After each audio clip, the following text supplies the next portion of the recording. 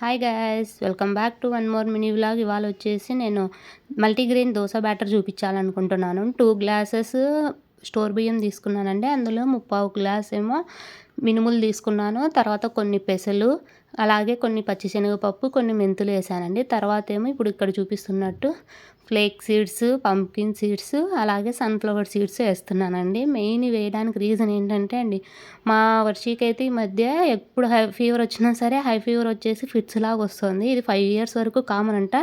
మనం బట్ ఇప్పుడు నుంచి అవాయిడ్ చేసుకోవాలి పిల్లల్లో అంటే గిన ఈ సీడ్స్ గిన అలవాటు చేస్తే గిన బ్రెయిన్కి డెవలప్మెంట్ బాగుండి అలా ఫిట్స్ రాకోకుండా అవుతుందని చెప్పి చూశాను. అందుకోసం అని చెప్పి ఇలా ట్రై చేస్తున్నాను.